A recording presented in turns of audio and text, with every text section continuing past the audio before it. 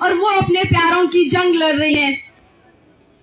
ہر بار کی طرح ان ماؤں نے پھر ہمت اور حوصلہ اور مزاحمت کا راستہ اپنا کر ایک بار پھر اس ریاست کو یہ پیغام دے دیا کہ ہم کمزور نہیں ہیں، بلکہ کمزور تو یہ ریاست ہے جو اپنے ہی ہاتھوں برباد ہو رہی ہے۔ کمزور یہ عدلیہ ہے جو سپریمیسی کا دعویٰ کرنے کے بعد بھی چند طاقتور لوگوں کے سامنے بے بس ہے، جو آج تک کسی ایک گمشدہ شخص کو منظر عام پر نہ لا سکی، جو آج تک قتل و غارت گری میں ملوث کسی ایک مجرم کو بھی سامنے نہ لا سکی۔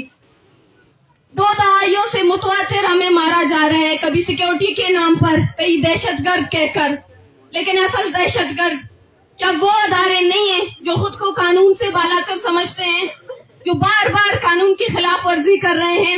اور ہم نے جب بھی یہ بات کی تو ہمارے اوپر طاقت کا استعمال کیا، ہمیں خاموش کرنے کے لیے تمام حربے استعمال کیے گئے۔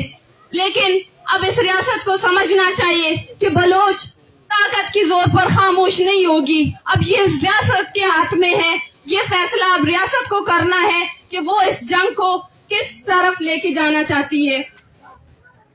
اس جدوجہد میں ریاست کے اداروں نے ہمیں مایوس کیا، وہی روشن فکر سے وابستہ دوستوں، پشتون قوم پرستوں، وکلا برادری، انسانی حقوق کے اداروں اور مظلوم اقوام نے ہمارا ساتھ دے کر اجتماعی جدوجہد کے تسلسل کو زندہ رکھا۔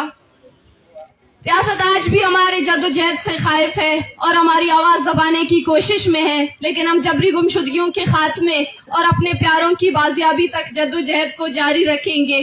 جبری گمشدگیاں صرف بلوچ قوم تک محدود نہیں ہیں، بلکہ سارے اقوام اس سے متاثر ہے، اور اس کے خاتمے کے لیے مظلوم و محکوم اقوام اور قوموں کو اجتماعی جدوجہد کرنا ہوگا۔ راستہ کٹن ہے، مشکلیں اور تکلیفیں بھی کم نہیں ہیں، لیکن اجتماعی جدوجہد ہی ہماری کامیابی کی ضامن ہے۔ بہت شکریہ۔ بلوچ جوہد زندہ باد، مزاحمت زندہ باد۔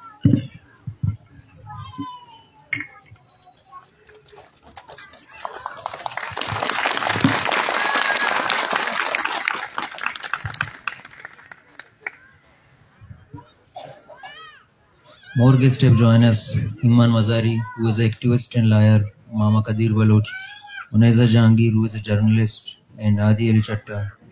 Nida Kirmani, who was a feminist intellectual; and Tahira Tokir, Jammu Kashmir Liberation Front.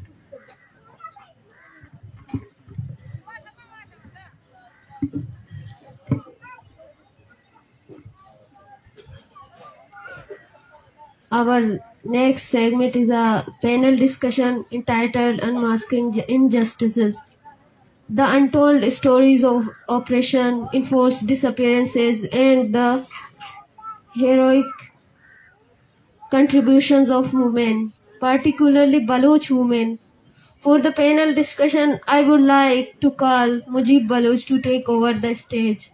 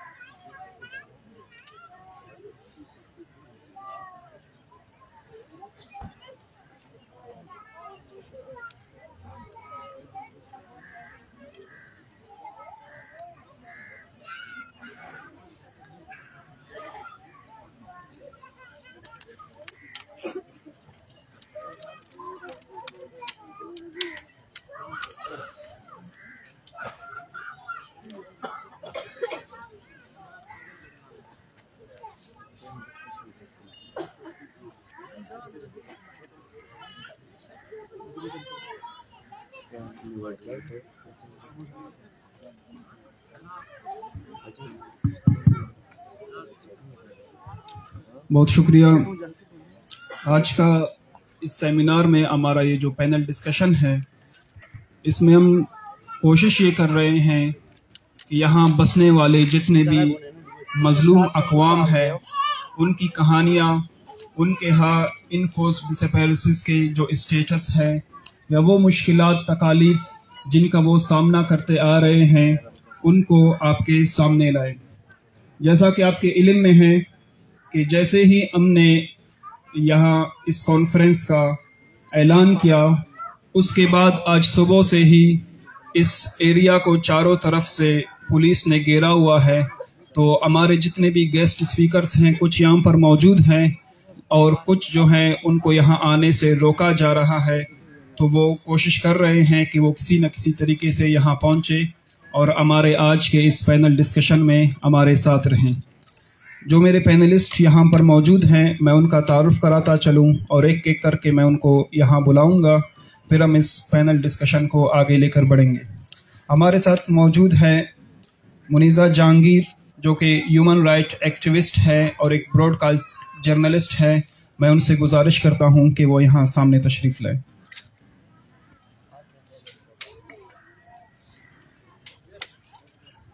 हमारे साथ यहाँ मौजूद हैं मामा कदीर बलोच, को chairperson voice for Bloch missing persons. आप पिछले कई अरसे से बल्कि कई सालों से इस तहरीक को लेकर आगे बढ़ रहे हैं और तकरीबन 5000 से ज़ायद दिन हो चुके हैं कि उन्होंने कोयटा कराची में मिसिंग पर्सन्स के लिए जो कैंप लगाया हुआ है और इस तहरीक के एक बहुत बड़े नाम हैं। मैं उनसे गुजारिश करूँगा कि वो भी यहाँ सामने स्टेज पे तशरीफ़ लाए।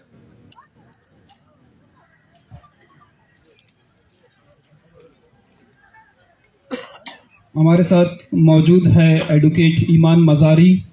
आप भी ह्यूमन राइट्स एक्टिविस्ट हैं, एडवोकेट हैं और यहाँ इस्लामाबाद में जितने भी बलोच स्टूडेंट्स की प्रोफाइलिंग हुई, जितने भी केसेस हैं, आप बराह रास्त उन सब में शामिल रही हैं।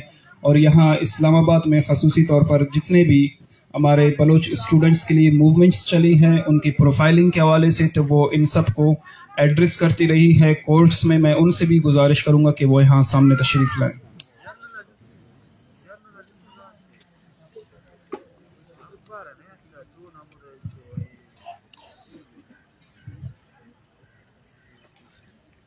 इसके साथ हमारे साथ यहाँ मौजूद होंगे ज़ुबैर शाह जो कि सेंट्रल कमेटी के मेंबर है पश्तून तहफ़्फ़ुज़ मूवमेंट की। उनके साथ राशिद रिजवी और सारंग जोयो। जैसे ही ये आएंगे तो हम इनको अपने पैनल में शामिल करेंगे। शली बलोच अगर यहाँ मौजूद हैं उनसे भी मैं रिक्वेस्ट करूँगा कि वो आएँ। आप जो हैं ऑर्गेनाइज़र है बलोच वुमेन फोरम की, वो भी हमें आज के इस पैनल डिस्कशन में ज्वाइन करेंगे।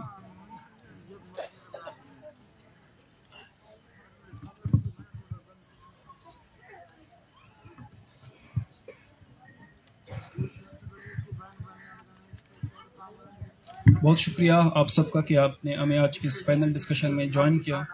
मैं आगाज़ करूंगा मुनीज़ा जहांगीर से। जैसे कि आपको मालूम है कि ये जो तहरीक जब से शुरू हुई है तो पाकिस्तान के ख़ासकर मेन स्ट्रीम मीडिया में इसे कोई कवरेज नहीं मिली और इसके अल्टरनेटिव हमने देखा कि सोशल मीडिया पे इस तहरीक को प्रमोट किया गया और आवाज़ दुनिया तक पहुंचाने की कोशिश की गई। आप क्या समझते हैं कि हम इस सोशल मीडिया को या पाकिस्तान के मेन स्ट्रीम मीडिया को किस तरह से इस तहरीक को आगे लेकर बढ़ना है और किस वजह से ये पाबंदी लगाई गई है मुख्तलिफ जर्नलिस्ट्स पर कि वो यहाँ आकर इस तहरीक को ना कवरेज दे रहे हैं ना कि उसको आगे लेकर बढ़ रहे हैं? इसके अल्टरनेटिव सोशल मीडिया वो कैसा प्लेटफॉर्म है, चूँकि आपका ताल्लुक उसी से है, हम उसको इस्तेमाल करके इस तहरीक को आगे बढ़ा सकते हैं।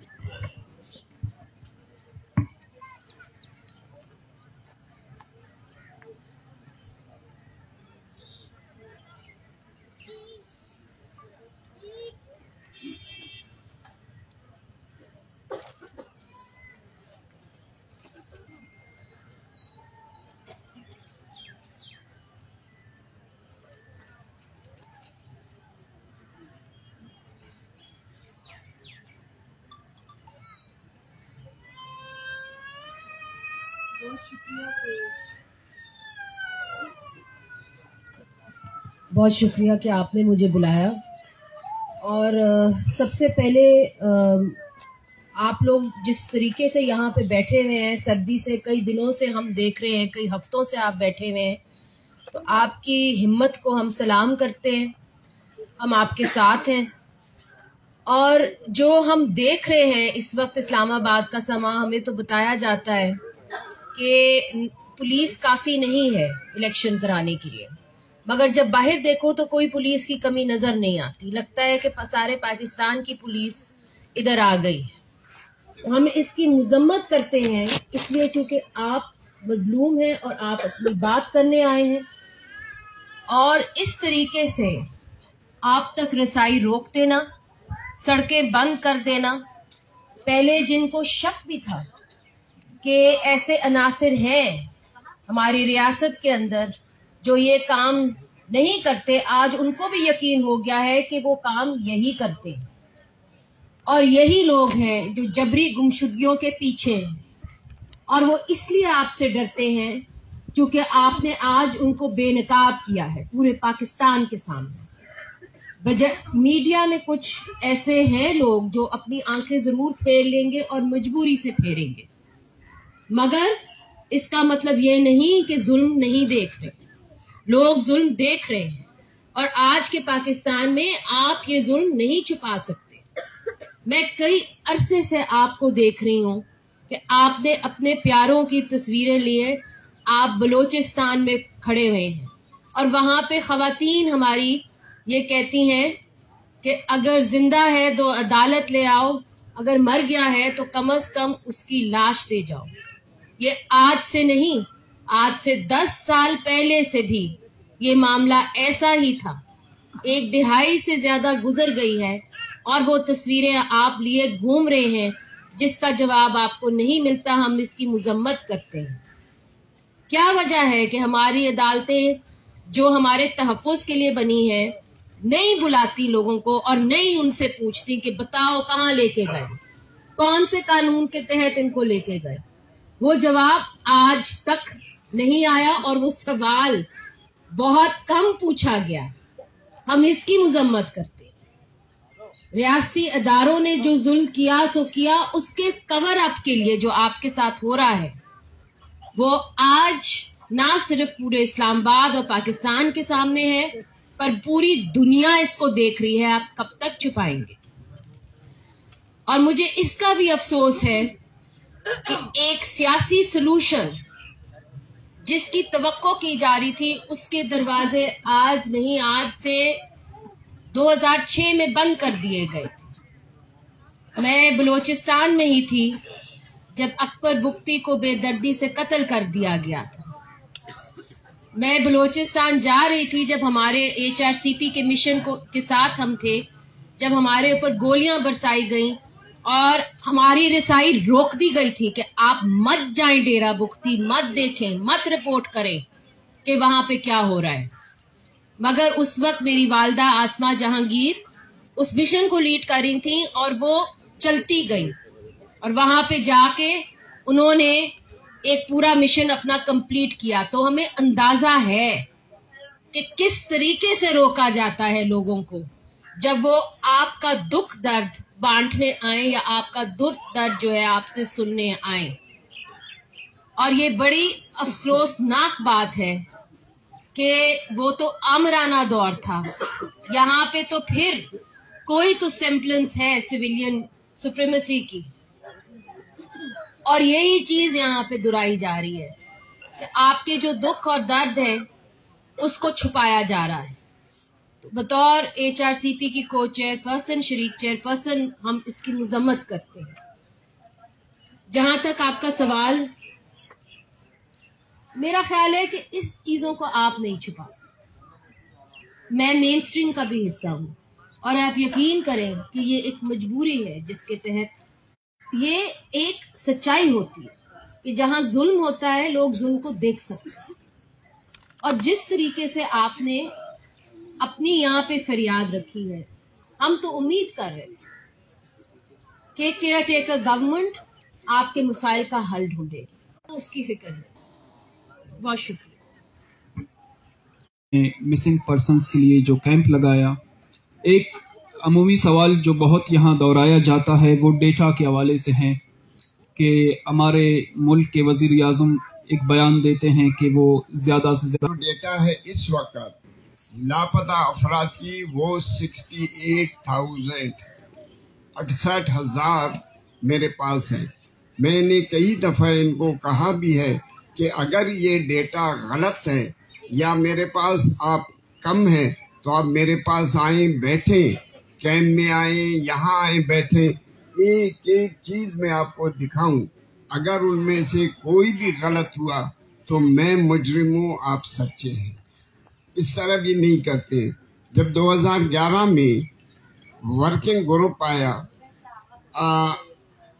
بلوچستان، کراچی، اسلام آباد، انہوں نے ہم نے ڈیٹا کا پوچھا کہ کیونکہ ساری پارٹی اکٹھے ہو گئے. انہوں نے کہا کہ ماما ڈیٹا کا ہم کیا بولیں.